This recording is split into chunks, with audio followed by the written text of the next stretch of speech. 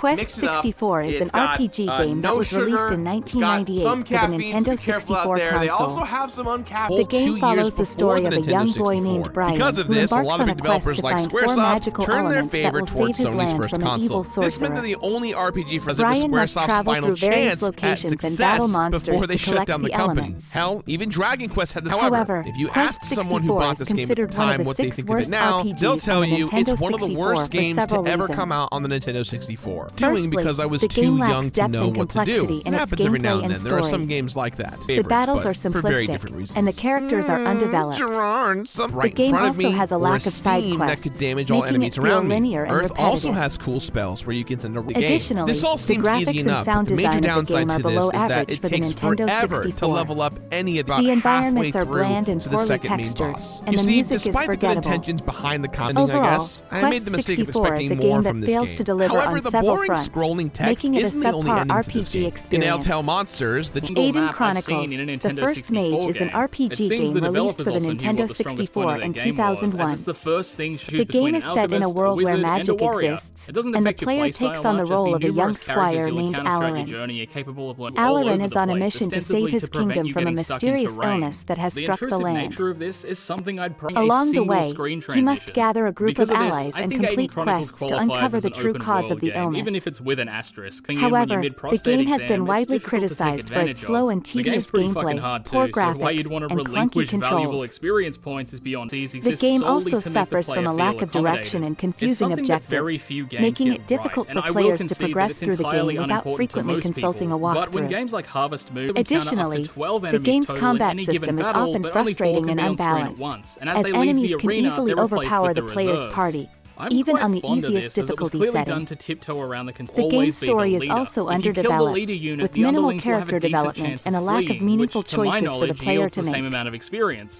Overall, Aiden Chronicles, the First Mage is considered one of the worst RPGs on the Nintendo 64 due to its numerous gameplay and technical issues, combined with a lackluster story and unengaging characters.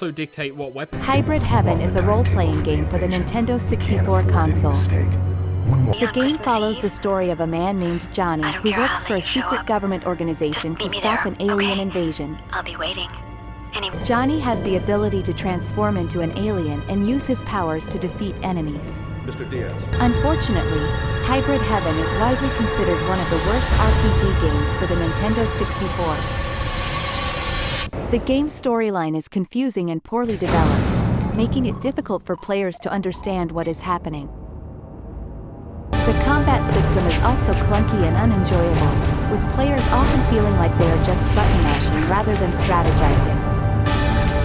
The graphics and sound effects are also outdated and unimpressive when compared to other games on the console. The game's pacing is also slow, and players often find themselves getting bored with the repetitive gameplay. Overall, Hybrid Heaven failed to meet the expectations of gamers, and its lack of quality in multiple areas resulted in its reputation as one of the worst RPG games on the Nintendo 64. Shadowgate 64, Trials of the Four Towers is a role-playing game, RPG, developed for the Nintendo 64 console. In the game, the player takes on the role of a hero who must explore 4 different towers to find the pieces of a magical amulet. Along the way, the player faces various puzzles, enemies, and challenges. Unfortunately, Shadowgate 64 is widely regarded as one of the worst RPGs for Nintendo 64 for a number of reasons. Firstly, the game suffers from poor graphics and visuals that are often blurry and difficult to see. The controls are also clunky and difficult to use, making it hard for players to navigate the environment and interact with objects. Another major issue with the game is the lack of a compelling story or characters.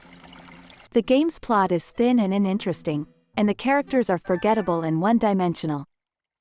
As a result, players may find it hard to stay engaged with the game and may lose interest quickly. Overall, Shadowgate 64, Trials of the Four Towers is a disappointing RPG that fails to deliver on the promise of the Nintendo 64's capabilities. While it may appeal to die-hard fans of the genre, most players will likely find it frustrating and unsatisfying. Mischief Makers is a video game released on the Nintendo 64 console in 1997. The game follows the story of Marina, a robotic maid who must rescue her creator, Professor Theo, from the clutches of an evil empire. Unfortunately, Mischief Makers is considered one of the worst RPGs on the Nintendo 64. There are several reasons for this. Firstly, the game is incredibly short, with only 6 levels to play through. This means that players can complete the entire game in just a few hours. Secondly, the gameplay itself is not very engaging. There are no real puzzles or challenges to overcome, and the combat is simplistic and repetitive. The game also lacks any real depth or character development. Additionally, the graphics and sound are both fairly basic, and the controls can be frustrating at times. Overall, Mischief Makers is a forgettable game that fails to offer any real excitement or entertainment. In summary, Mischief Makers is one of the 6 worst RPGs on Nintendo 64 because of its short length, lack of engaging gameplay, simplistic combat, lack of depth, basic graphics and sound, and frustrating controls. Goemon's Great Adventure is a Japanese RPG video game released for the Nintendo 64 console in 1998. The game follows the adventures of the titular character, Goemon, and his friends as they try to stop an evil group from taking over their world. The game features a mix of traditional RPG gameplay, exploration, and puzzle solving. Unfortunately, Goemon's Great Adventure is considered one of the worst RPGs on the Nintendo 64 for several reasons. Firstly, the game's graphics and sound were considered subpar, even for the time. Secondly, the game's translation from Japanese to English was poorly done, resulting in confusing dialogue and plot points. Thirdly, the game's combat system was simplistic and repetitive, with players often relying on the same attacks over and over again. Furthermore, the game's world was considered bland and uninteresting, with little to no character development for the main cast. Finally, the game's difficulty level was considered unbalanced, with some sections being too easy and others being frustratingly difficult. Overall, Goemon's Great Adventure is considered one of the worst RPGs on the Nintendo 64 due to its subpar graphics, poor translation, simplistic combat, bland world, lack of character development, and unbalanced difficulty.